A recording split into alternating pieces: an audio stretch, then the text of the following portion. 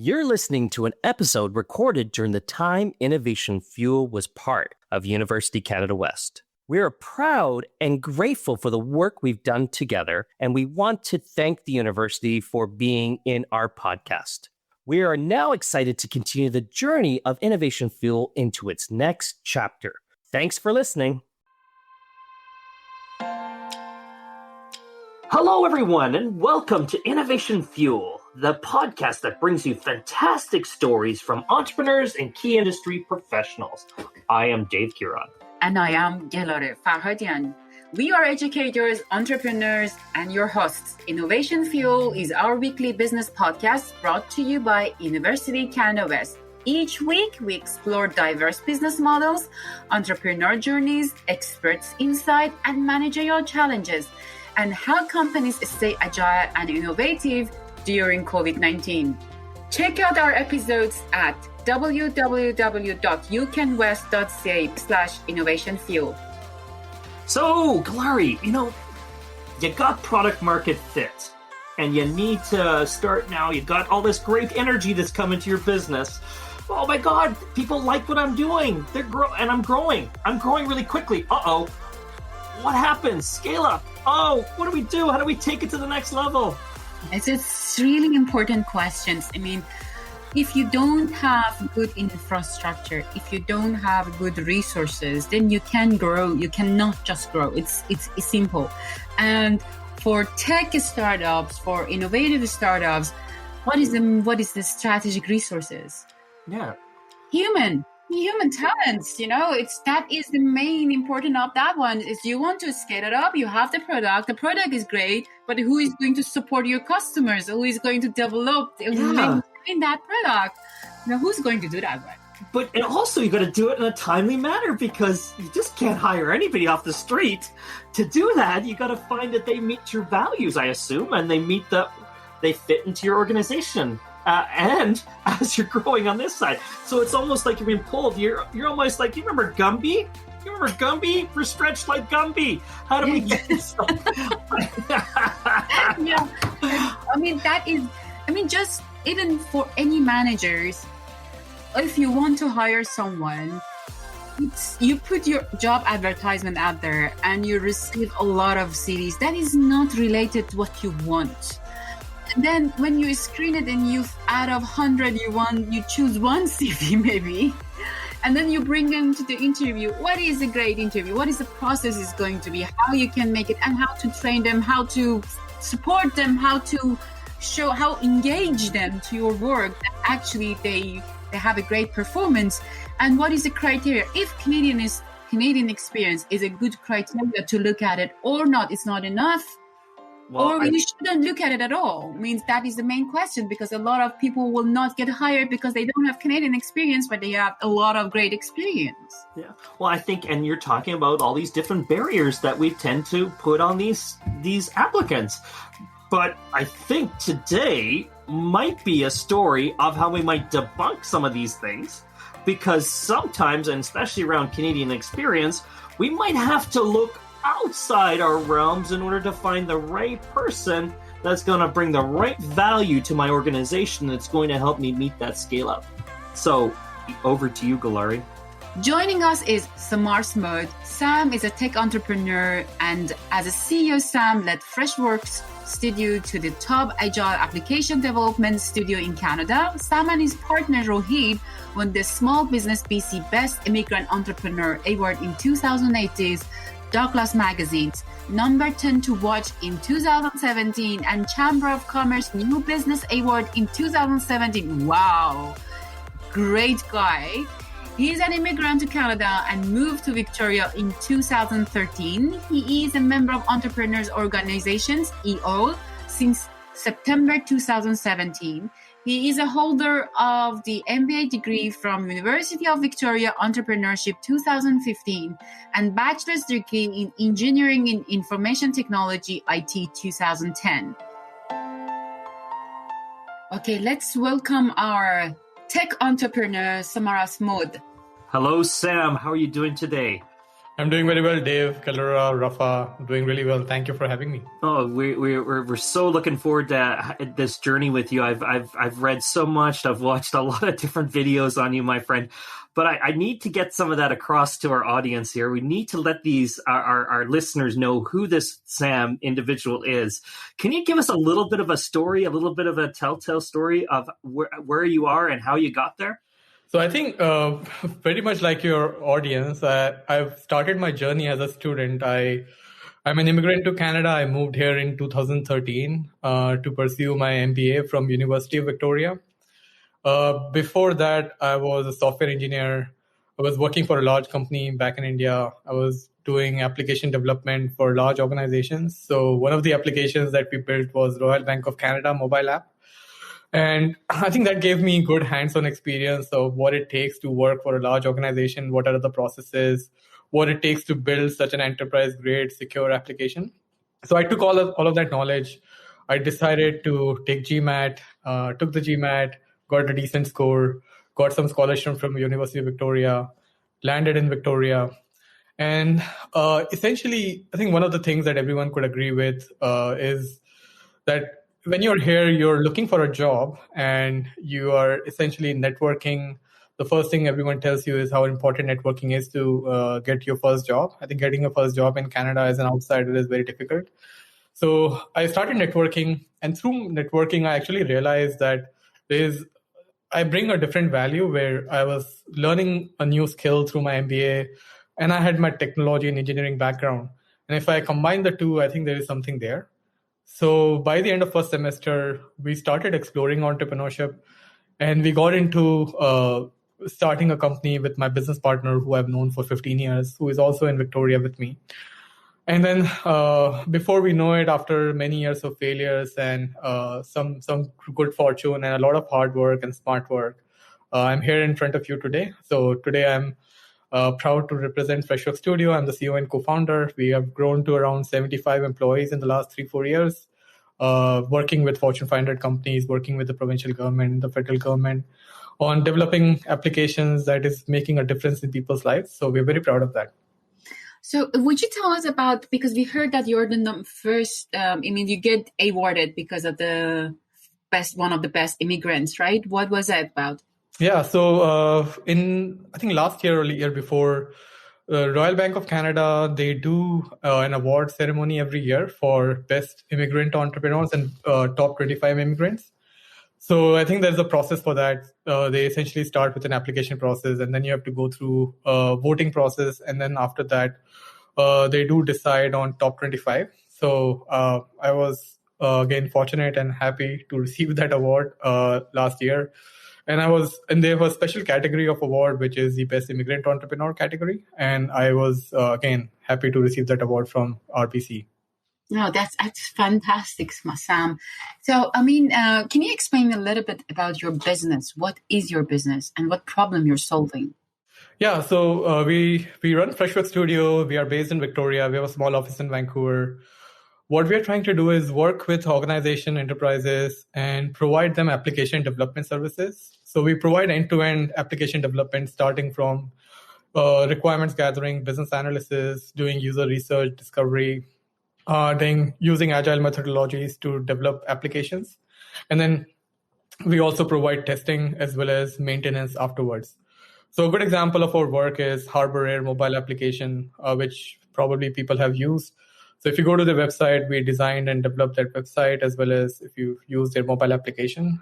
We were the company behind developing that mobile app. So I think that is a good example of one of the applications that we built. Okay. And for example, for your client, what problem you're solving for them? Yeah. So one of the big problems that we identified early in our entrepreneurship journey was that there was a gap in Victoria market, especially where back in 2014, 2015, the app development space was still relatively new. So that was one of the niche that we identified, that customers were looking for a reliable, experienced app developers, and the market wasn't able to offer that. So we started with that niche that we are your app developers. We know how to do it. We know how Apple's ecosystem works, how Google and ecosystem works, and how to get your app on the App Store, because they don't make it that simple. And then after we recognized that niche, we started to add to our expertise. We started getting into software development, and then we realized the enterprises are looking for agility. They're looking for nimbleness. What they're also looking for is moving fast. And the legacy organizations are not equipped to do that. So the large organizations, they take their own time. They're not very fast. They're a big elephant. And I think that is the biggest problem that we're able to solve is move fast, make things relatively fast for people, and provide value immediately. So in that way, Sam, but it took you guys a while to get to this value proposition that you're sort of talking about now, and you ran into some challenges along the way to get there. Can you tell us a little bit about that? So you want me to relive my trauma, Dave? Just a little bit. So I'm gonna keep it real for me. Oh no, absolutely no. I'm only kidding. I think there is no trauma. I think failure is just a ladder and a pathway to success. I think one of the things as an entrepreneur when I was starting, I had this perception that these entrepreneurs that I see and respect and admire, they just have it figured out. They have never seen failure. They just know how to do things. And like, how can I be like them? And then I started reading some books and, following some leaders in their journey, and realized that every one of them has had their own set of failures before they were successful. We have a big example that I think everyone knows about is Slack. So Slack essentially is a Vancouver big success story. They recently got acquired by Salesforce. I think, but before that, they were developing video games, and they were not that successful. And then they launched Slack as an internal communication tool. So I think after reading all those stories, and I was going through my own entrepreneurial journey, so I knew it will be tough, but I didn't know that it could be that tough. It could be that challenging, because I mean, if you're starting a company or if you're preparing for exams, if you read a chapter, if you pay attention in a class, and then you get questions and the answers, and you have a fair chance of success in an exam. But entrepreneurship is nothing like an exam. It will not play out the way you think it will. And I think that's the uncertainty part of it, where you have to be flexible. You have to have an open mind. It will sort of slap you. It will actually humble you. So that's one of the reasons why humility is actually one of our core values is all the things that you learn through entrepreneurship humbles you and makes you respect different opinions and people even more. So I think that's a long way of answering your question, Dave, but I want to get to it. So essentially, we started with our own product. We use iBeacon technology. We thought it will be one of those technologies that will just take off. And we had this narrow tunnel vision. And with that tunnel vision, we were working in our own silos and developing an application. And then we launched that application with a lot of blood, sweat, and tears. And the next thing we know is it only has 10 downloads. And not just for the next 1-2 months, but for the entire year. So we kept that a big secret, and we were very secretive about the technology. We thought everyone will just jump on and download the application, but it did not happen. And that was a big humbling moment. But that gave us some more learnings. And then we took that learning to next project. And then we took that learning to FreshWorks. And then all of those learnings, even now, there are so many humbling moments. So the learnings and the failures never stop. So what the solution you use to have after 10 downloads to actually, to jump up to about to sell more? What did you do to that one? And at a specific point?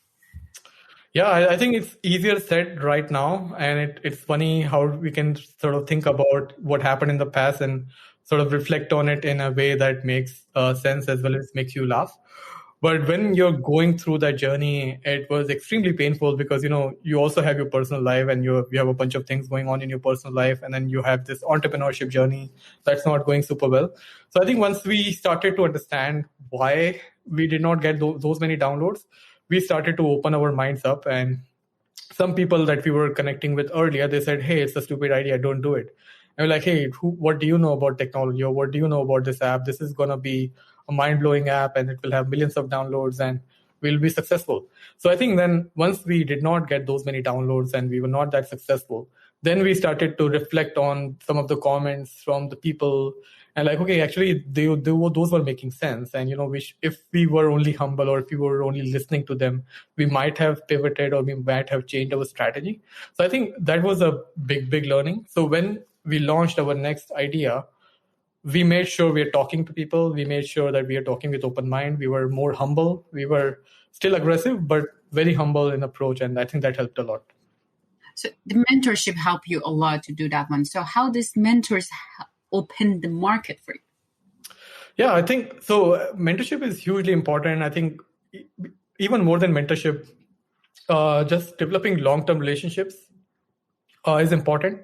Meaning, regardless of what your end goal is in life, you want to get the best job, you want to start a company, you want to raise money, whatever is that case. I think the aim should be to develop long-lasting relationship and think long-term as opposed to short-term. Every decision that you make, every connection that you have, always think long-term. Do not think short-term as to what this person has to offer me. So in terms of my own company, we started developing these long-term relationships. We sort of never asked for money or we never asked. We just constantly gave them value as well as gave them progress of what we are up to. And I think that gave them the confidence that, yes, these guys know what they're doing. They always deliver. And then that started to open doors. And now we have that mentorship converted into big time friendship. And one of my early mentors is now, he came to my wedding. He came to my business partner's wedding. We talk every week. And, he's now just become a very close friend. Something that started as a mentorship advisory service has now turned into deep friendship. That's awesome to hear. And so we got to this element of product market fit. We seem to have it seems to start to have a thriving business. Fast forward now, how did you go through the scale up process? How did you go from and I know you talked about a number of employees to a massive amount of employees? Mm-hmm. Yeah, I think scaling up is one of the, if you have a business idea and it's working, there's definite value. Scaling up is a different challenge. I think every stage of the company is a challenge of its own. So I think scaling up, we again learned our lessons in the early days, from hiring to setting up culture in the office to having people being responsible. So I think a large part of the credit goes to the team. So when you hire smart people and when you get the right people on the bus, then they're trying to figure out what are they going to do in that bus. They will figure out their own seat. So that has been sort of our philosophy in running and scaling up the company, is making sure we hire the right people on the bus, and then they figure out where they can sit and provide and add the most value. So at different points in the company, we had different challenges. When we were 10, 15 people, we knew what was going on with everyone. We had a one-on-one with everyone. When we were 25, 30, we were sort of separated. Now that we are 75, we are definitely separated. But now we have, a mentorship program at FreshWorks where mentors and mentee, they speak with each other on a monthly basis. They talk about goal setting, career. So we just wanted to create a culture where people have, they enjoy coming to work and they have a career that they can really look forward to. So I think at this point of time, I'm really separated from the day-to-day operations, but only 3 years ago, I was deep into the operations. So it really depends on where you are in your company, and you hire smart people and they figure it out.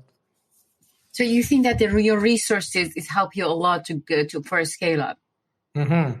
So how about your customer support help you for a scale up? Yeah, I think customer support does play a role in a way that it allows for your customer. I mean, if your customer is happy, that means your business is thriving. That means you will get a lot of referrals. That means you're always finding more work. And then if you're finding more work, that ultimately leads us into hiring more people. So I think it has sort of a cascading effect when your customer support people and people who are sort of on the front line, talking to the client, making sure we address their issues in a timely manner, that has served us very well. And so finding these, like you said, getting the right people on the bus Like, isn't this the biggest thing? Because like, how do you're experiencing this growth on one end, and you're trying to meet the customer's needs and demands as fast as possible, but you're also trying to fiddle the funnel on the other side to make sure you get the right individuals. Doesn't it take time and effort to get the right people at the right stages of this business? Yeah, and it also takes a lot of hit and trials, because the biggest thing that we learned was always, I mean, for the most part, trust your gut feeling. So we made some poor hiring decisions early in the company, and that costed us dearly. It, took a toll on mental health, and it created a situation in the company. So that was all early in the days. So that learning gave us, I mean, again, as I mentioned in the beginning, every day and every week that you learn something new. So I think we use that learning, and now we have a philosophy to hire slow and fire fast. So we don't we have, I mean, we rarely fire people because we are very, very selective in hiring people. So in doing slow hiring, we make sure that they are good values alignment. We are one of those companies. I mean, there are companies out there that are either trying to figure out their values or don't have their values figured out. So they have plastered some words on their wall to just show that they have values. But for us, we really, really value our values, and all the hiring decisions, any decisions related to performance are driven by an alignment to value. So I think values is that bar for us now, that whenever we are able to look into an individual, trying to make a decision whether to hire them or not, values is number one, and then everything else follows after that. Perfect. So I want to get back to your operation side. I mean, one factor for scale up is how easily you can repeatable your functions, right? So how did you do that one? Because in entrepreneur, the first year is not repeatable everything. It's not easy it's not easy to create a framework. It's because you are learning, as you said. You keep learning, you keep changing. But then how did you do it fast in 3 years? There's no rocket science. I think a bunch of hardworking people working hard and working smart for the last 3 years. So I think, as I mentioned, no rocket science.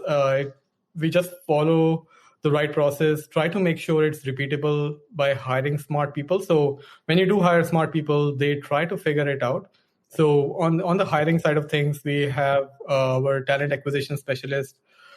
She's just a powerhouse, and she has created a system which makes sure that the recruitment process is fast, transparent. And one of the really proud things for us is, even if we are not accepting a candidate, we do still give them or send them an email that, hey, we don't think you are qualified, or we think you can apply at a later stage. And a lot of people really value that. But that being said, I think creating repeatable process, I think, is a recipe for, I guess, success in scaling up. So our repeatable processes include like recruitment as well, where internally we have a employee referral system. So we encourage our employees to refer to other candidates, and we constantly make sure that they're doing that.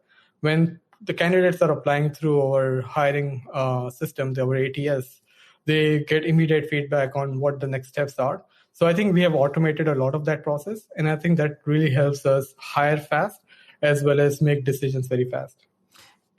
And so you're also giving, you said you're giving these individuals freedom to do things. So you said you want smart people, and so how much freedom do you give them? Like you say, you have tight processes in order to get them on board, but how much freedom do you give them to make those changes and adapt? Mm-hmm. Yeah, I think one of the things that entrepreneurs struggle with is delegation. But again, delegation with abdication is also sort of recipe for failure. So what we have done is we make sure we delegate responsibilities properly. I mean, we are growing very fast. So if we don't delegate tasks, that would mean I'm working 24/7, and I don't want to do that. So with delegation and having proper checks and balances, and having proper areas where we recognize those individuals makes a ton of difference. So when we are giving individual a freedom on making hiring decisions, we always make sure there are checks and balances so they can make that decision, but we are checking in with them constantly just to see what decisions they are making and making sure they recognize. Sometimes it's also very important for us to let people fail and, understand what it is to actually make a wrong decision, and then on their own understand what they can do next time to not make that mistake again. Because if you're hand holding them the entire time, they wouldn't make that mistake. They wouldn't learn from their own failures. And that's something an individual should absolutely go through. Okay, so about space, because I think that your main focus is your human resource for improving, for getting better, and you're so specifically focused on hiring. So would you explain a little bit about your hiring process? Mm-hmm. So hiring is, we have identified 3 things in our company that are super critical. One is hiring the right people, getting the right people on the bus. Second is creating an absolutely fantastic culture and making sure everyone has a career path. And third is getting customers and getting repeat clients. So I think when it comes to hiring and creating a culture, I think those are 2 very interconnected to each other. When we hire individuals, or when we are putting an advertisement out there, we make sure when they are going through our page, recruitment page, and if you actually go there right now, freshworks.io/careers, what you can see is a special focus on everything that we have in our company when it comes to creating a culture of something that is driven by values, of something that we really care about a lot. So with that, we do get a ton of applications and we do get a ton of people applying at our company. But since we have such a high hiring bar, that means, and we have a number of rounds before we actually hire someone, what we try and do is we cast a wide net, which includes not just Canada, but also worldwide. So we use the global talent stream program, GTS, and if we do end up, because good people are good people, they can be anywhere. So if we do end up finding a really good fit for us, and they can be in any country, we can get them in Canada within a month's time frame with this global talent stream program. So I think we do try to cast a wide net. We can hire from anywhere. We allow for remote work. So I think that all helps in us making sure we are hiring to make sure our capacity and our work can get done. So you're hiring, you hire from anywhere that's possible? Absolutely, yeah. For example, you will hire from India or Mexico. It's just matter if they are capable of doing it. Absolutely, yeah. Last year we hired 2 people from Brazil, 3 people from India. We hired someone from South Africa. We hired someone from Iran, and now they're all in Victoria. So with the global talent stream, we can apply for their work permits. We just have to prove that we are a fast-growing company, which we are. So there are some checks and balances to make sure we can hire through that program. But once we have done that, we are able to get them here. Their families all come here. Now they are having a great time. We had a couple of people from Ukraine, and they referred us to one of their other colleagues who was really hardworking. And then we hired them as well. And now they're all here living their life in Canada and really, being just enjoying and being grateful. Well, that's fantastic. So you bring them here, yes, but not 100%. Working there, but they can work from home. Yes. So because of the pandemic, we opened it up. Sometimes traveling is not fun, and especially these days with all the rules changing every day. So we have remote working option available.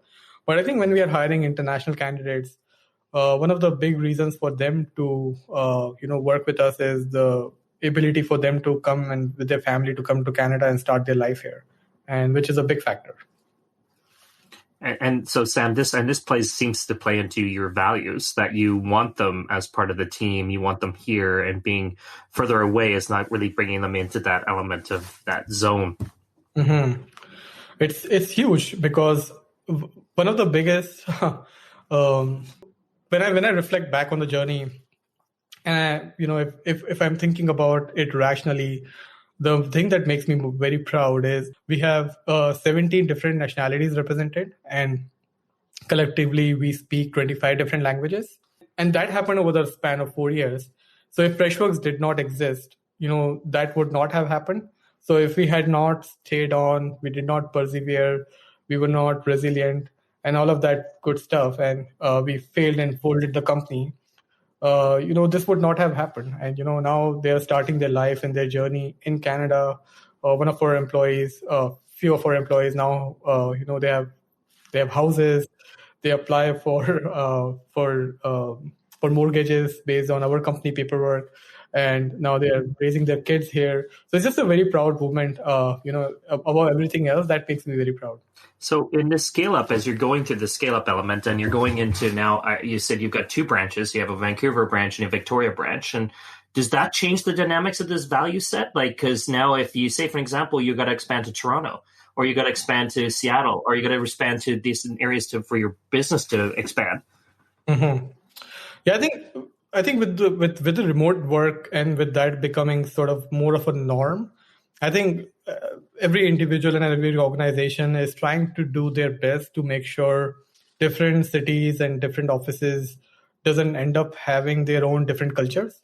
So I think we are no different. We also try very hard to make sure we create a very inclusive and diverse culture where it doesn't matter where you are. You can be working from Canada, or you can be working from abroad. You still get all the values. You still get all the benefits of working from Canada versus working from somewhere else. One good example is when we do something for our people. So we have monthly demo days, or we do company-wide check-ins, and we do provide lunch for everyone from time to time. But depending on where you are, it could be difficult. So we make sure we somehow are able to get them lunch or dinner delivered based on their time zone, as well as so that they don't feel separated from the company. They don't feel like they're working in a different company or a different culture. But that is really fantastic. It's humanizing beyond the profit of your organization, right? Yes, absolutely. So one more thing, you are hiring people without Canadian experience. How's possible? That I think goes back to the fact that at one point of time, only 8 years ago, I was an immigrant. I did not have any Canadian work experience. And having seen firsthand the difficulty of getting your first job in Canada is actually something that I want to change. So one of my colleagues, when I was networking for a job, and I saw some of my friends who were looking for a co-op opportunity, internship, or whatever. They applied to around 200 companies, and they showed me their folder, and they had 200 resumes lined up. And every resume they were customizing to fit that organization need, as opposed to, going after the companies that really fit your skill. And I get it, because it's sort of very difficult to get your first job, because if there's a bit of a bias that you have to hire for Canadian work experience. So now, having seen that firsthand, I know, like, for myself as well as for the colleagues who were applying for those many jobs, they would be a fantastic addition to any team. The fact that they don't have Canadian experience doesn't matter that much. So when we hire, we don't look for that at all. What we look for, number one, is values alignment. And then what we look for is aptitude. If you have that, then we don't care where you have worked, how you have worked. We have the right training and right processes in place to make sure they get trained properly and are able to feel part of the company and not feel like, hey, I'm joining a company, I'm the only one who doesn't have Canadian work experience. That is a great idea, because it shoots everyone to listen to this podcast to see that how a wonderful, successful entrepreneurs build a company, growing up company without Canadian experience. Yeah, I think that it's a really great message they're sending out. And so what is your biggest challenges right now in your scaling up your business? Yeah, I think a couple of them. So hiring is always a challenge. I think if you ask any growing company what is their biggest challenge, I would say hiring probably is in the top 5, I would assume. So I think we are not different. Hiring for us is a big challenge because of our hiring bar is so high and because we have so many rounds, we tend to hire very slow, and that means the people who are working in our company sometimes tend to feel a little bit overwhelmed, especially given the types of projects that we have on the go. So we are working really hard to change that and make sure while maintaining our hiring standards, we are hiring fast. So we're looking for some key positions in our company that if we could hire them, I think our company could really double in size in the next 1 or 2 years. I think that would be our number one challenge. Okay. So do you have, what is in your process, do you have any simulation work or, for example, any tests or anything to use it to make sure they are a right fit to you, or just interview? We have a pre-screening. So essentially, when they apply for a job, our ATS makes sure we ask them 3 custom questions. So what we have seen is, people, when they apply for jobs, they're applying for 10s and 15s of jobs at the same time. So we want to make sure when they're applying to FreshWorks, they really do some research on what type of company we are. So before you actually can submit your resume and cover letter and whatnot, there are 3 custom questions that we ask. And we ask them to acknowledge that they have recognized that they have to answer these 3 questions. So the level of detail they can go into answering those 3 questions really tells us a lot about that candidate, as to if they're just applying to hundreds of companies, they don't care about anything else, or they really care about which company they apply to and they align with that company value, and that's why they're applying. So I think that is one process that really helps us pre-select candidates. So if 100 candidates are applying, that process allows for us to screen out 30-40% of them. And then after that, we have a pre-screening process where we go through those resumes to make sure, there is an alignment, there is a fit. And then they go through a pre-screening phase, and then they go through a tech challenge, and then they go through interviews. So there's a bunch of processes. So do you have a tech challenge? Yes, absolutely. So mostly, for all level of jobs, you do the tech challenge, but in the different. That is a fantastic one. 100%. So have you ever tried to work the tech challenge through the universities to find the people through there, or no? We would love to explore that. We haven't done that yet, but that's something that we can definitely explore. That is great. Thank you.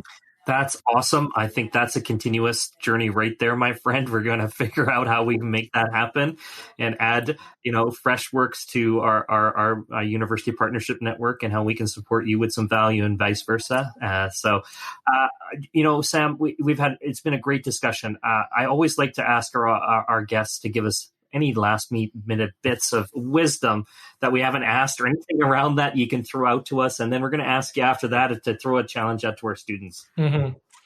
Yeah, thank you, Dave. I think for the people who are listening to this podcast, and, everyone sort of goes through their own struggles. Everyone has suffered some sort of trauma or mental health issue, and especially it has been the case for the last 1 year. And I think no one is immune to that. So if you're imagining, getting a job or being successful, or if you look at someone who is extremely successful and you think that, they just have it figured out, I think that's, it could be a case of 1% maybe, but for the most part, everyone goes through the same journey. So no one is different from that aspect. There's a huge value in being persistent as well as being smart about your choices. So for people who are applying for jobs, or for people who are looking to develop their career in the future, or, will be networking, make sure you keep an open mind, make sure you're persistent in your approach, but also very smart about your choices. Meaning Canada is a land of opportunities. I think everyone gets a job here. So I would say, do not panic, be smart about your choices, be resilient. Failure is just going to happen no matter what. It's just around the corner. So do not take that personally, and be smart, meaning I used to work really hard, but now I've started to understand what is the difference between working hard and working smart. So working smart on developing new skills and making sure your persistence and have good set of values is actually something that I used to read in books, but I never thought they were practical. But now, living that journey for the 7-8 years, I truly believe they have a ton of value. And for those of you who are exploring entrepreneurship, I can tell you from experience, it's one of the most hardest thing that you will do, but would also be the most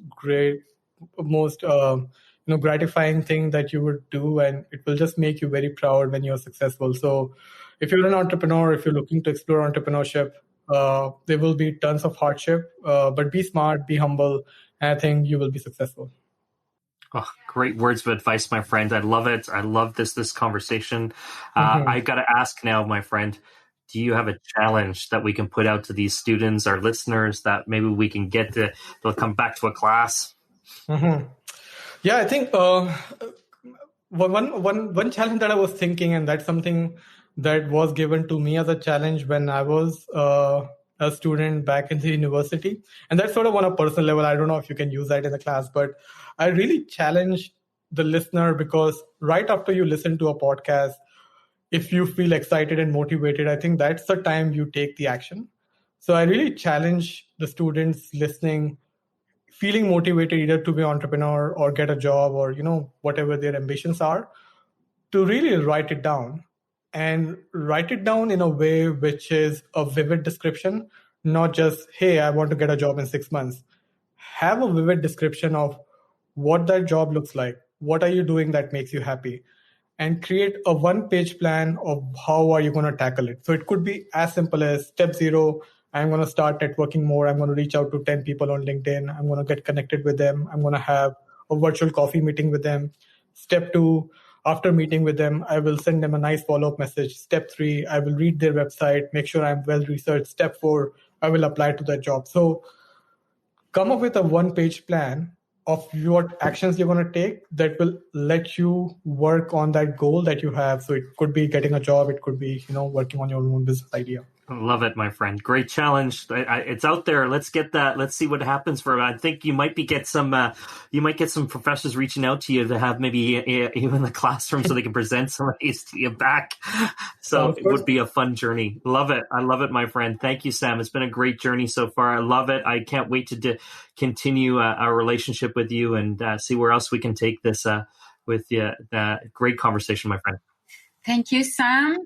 And thank you, Dave, and this was another episode of Innovation Fuel Podcast. To all entrepreneurs and managers out there, we have ambitious students here at UCW who would love to hear from you and help you with your business through our internship, our capstone program. If you think you have a wonderful story or a challenge that you want to share with our students and our audience that you think they can benefit from, we want to hear from you. We want that information. We want you to be a part of this show. We also want you to join our mentorship program.